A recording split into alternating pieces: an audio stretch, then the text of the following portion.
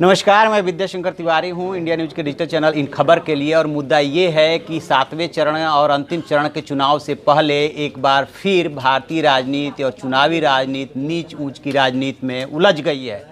और सैम पित्रोदा के बाद एक बार फिर मणिशंकर अय्यर उतरे हैं, जिन्होंने जो अपने बेबाक बयान के लिए जाने जाते हैं, उन्होंने एक बार फिर दोहराया है कि पहले जो उन्होंने बयान दिया था वो उस बयान पे आज भी कायम है कि उन्होंने पहले ही वक्त को पहचान लिया था, आदमी को पहचान लिया था और सही बयान दिया था। वो क्या बयान था और इन्होंने क्यों ऐसा कहा और 7वें चरण से पहले क्यों ऐसा हो रहा है, इस पर हम बातचीत करेंगे। और बातचीत के लिए हमारे साथ हैं हमारे सहयोगी विष्णु शर्मा। दरअसल ये महसूस की जा रही थी कमी बीजेपी की तरफ से। लोग आपस में पूछ रहे थे मणिशंकर अय्यर कहाँ है, नजर नहीं आ रहे, मणिशंकर अय्यर कहाँ है, नजर नहीं आ रहे।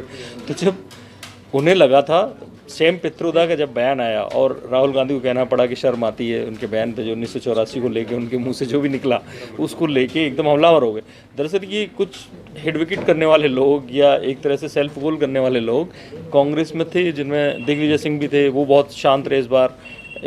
मणिशंकर अय्यर थे, उनकी जगह ले ली सैम पित्रोदा ने।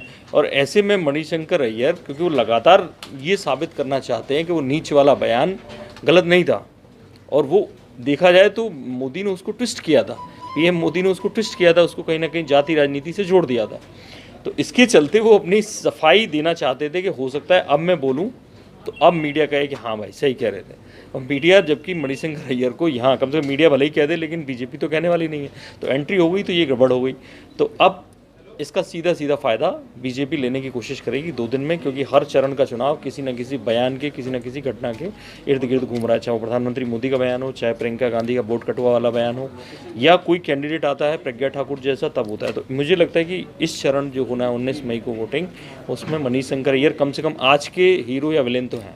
देखिए, जब प्रधानमंत्री नरेंद्र मोदी ने बयान दिया था राजीव गांधी को लेकर के कि भ्रष्टाचारी नंबर 1 के रूप में मरे, और सिख दंगे को फिर उन्होंने बार बार दोहराया था, तो सवाल ये उठा था कि आखिरकार छठे और 7वें चरण से पहले प्रधानमंत्री नरेंद्र मोदी को अचानक राजीव गांधी कैसे याद आ गए। तो उसका परिप्रेक्ष्य ये था कि चूंकि दिल्ली, हरियाणा और पंजाब में लगभग 30 लोकसभा की सीटें हैं और वहाँ पे सिख और पंजाबी काफ़ी संख्या में है, इसके मद्देनजर, और बाद में उन्होंने क्लियरिफाई भी कर दिया। मैं बोल रहा हूँ आपको कि बीजेपी ये सब प्लानिंग से कर रही है। हाँ। बीजेपी सन्नी देओल को तब लॉन्च करती है जब जाट बाहुल एरिया में चुनाव हो रहा होता है। बीजेपी प्रज्ञा ठाकुर को लाती है कि दिग्विजय का वेट कर रही है कि दिग्विजय के नाम का ऐलान हो।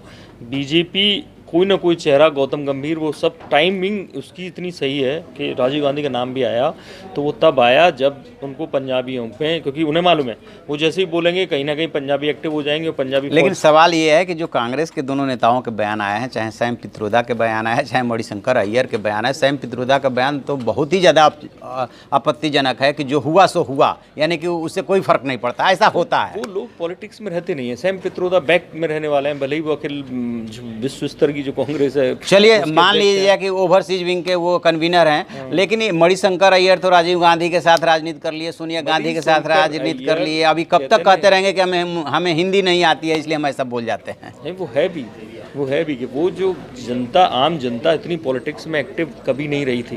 ये उस दौर के राजनीतिज्ञ हैं। आज सोशल मीडिया पे हर आम जनता एक्टिव है। पहले कुछ भी नेहरू जी बोल गए होंगे, इंदिरा गांधी कुछ भी बोल गई होंगी, उतना एक्शन नहीं होता था कि लोगों तक पहुंचता नहीं था।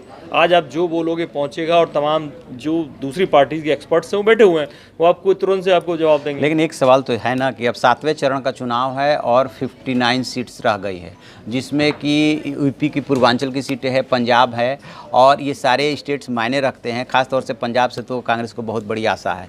लेकिन ये जो बयानबाजी हो रही है, मैं आपको एक समझाता हूँ। एक चीज़ है पार्टी, एक चीज़ है व्यक्तिगत जो उनकी महत्वाकांक्षाएं, उनकी जो छवि है। मणिशंकर अय्यर को आज की तारीख में, अब सैम पित्रोदा को और दिग्विजय को, पहले में हम सैम पित्रोदा को हटा देते हैं, अभी उन्हें वैसा ही लग रहा होगा जैसे कभी मणिशंकर अय्यर और दिग्विजय को होता है, इनको साइडलाइन कर दिया गया उनके बयानों की वजह से।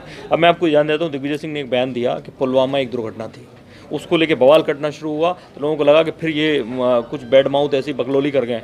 लेकिन बाद में उन्होंने बड़ी अक्लमंदी से दिग्विजय ने किया था कि ये सेम बयान केशव मौर्य जो यूपी के डिप्टी सीएम है, उन्होंने हरियाणा में कहीं बोला था, ये दुर्घटना हो गई है पुलवामा वाली। तो यानी ऐसे में दिग्विजय बच गए और फंस गए। तो आपको क्या लगता है दिग्विजय क्यों इतना बच बच के बोल रहे हैं? साबित करना चाह रहे हैं कि मैं इतना बकलोल नहीं हूँ जितना मुझे साबित कर दिया था टीवी में। सेम मणिशंकर अय्यर अचानक वो कूदे, बता रहे हैं कि सैम पित्रोदा बोल रहे थे, उनसे बेहतर तो मैं बोल लेता हूँ। और मैंने जो बोला था नीच वाला बयान, अभी मोदी की आलोचना हो रही है उनके वो इंटरव्यू को लेकर, रडार और ईमेल को लेकर, तो ऐसे में मैं कूद जाता हूँ राजीव गांधी को लेकर, तो मैं कूद जाता हूँ, बताता हूँ कि आदमी वाकई में नीचे है। वो ये साबित करने की कोशिश कर रहा है। लेकिन उन्होंने नीच वाली बात को दोहरा करके एक रह गया इसमें। हाँ। मैंने कहा पार्टी और व्यक्ति वाला, एक सिद्धू भी हैं, इतना बोल रहे थे पंजाब को चुनाव आने वाला, वो गायब हो गए। अब तो उनका तो बताया जा रहा है कि उनका गला खराब हो गया। खराब नहीं है, कैप्टन अमरिंदर से रिश्ते खराब हैं। तो ये भी समझने की जरूरत है कि पार्टी वहीं तक ऊपर है जहां तक पार्टी हमारी वैल्यू दे रही है। पार्टी हमें वैल्यू नहीं दे रही, तो अपनी व्यक्तिगत छवि की चिंता करनी है। वही दिग्विजय ने किया, वही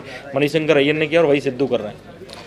चलिए देखते हैं। देखिए, नीच वाली राजनीति की बात तो इन्होंने फिर से दोहरा दी। 7वें चरण का चुनाव है। बीजेपी इस मामले में बहुत ही उसको महारत हासिल है कि किस कार्ड को कैसे भुनाना है। यदि उन्होंने उस शब्द को और उस बात को फिर से दोहराया है तो ऐसा हो नहीं सकता कि बीजेपी नीच वाली बात को या नीच वाली राजनीति को फिर से न उठाए और उसको न गरमाए, ताकि उसका पॉलिटिकल माइलेज लिया जा सके। तो अभी हम नज़र बनाए हुए हैं कि कांग्रेस के और कौन कौन से नेता कौन कौन से बयानबाजी करते हैं। कांग्रेस के बारे में यूँ भी कहा जाता है कि जब तक मणिशंकर अय्यर, सैम पित्रोदा, दिग्विजय सिंह वगैरह, सलमान खुर्शीद जैसे नेता है, तब तक उसको किसी खास विरोधी की ज़रूरत नहीं है। वो विरोधी का जो है काम कर देते हैं। तो जो भी इसमें अपडेट होगा हम आपको बताते रहेंगे। आप देखते रहिए हमारा डिजिटल चैनल इन खबर। उसे लाइक कीजिए, शेयर कीजिए और कमेंट बॉक्स में जाके कमेंट जरूर करें। इन खबर चैनल को सब्सक्राइब करें और बेल आइकन दबाना ना भूलें।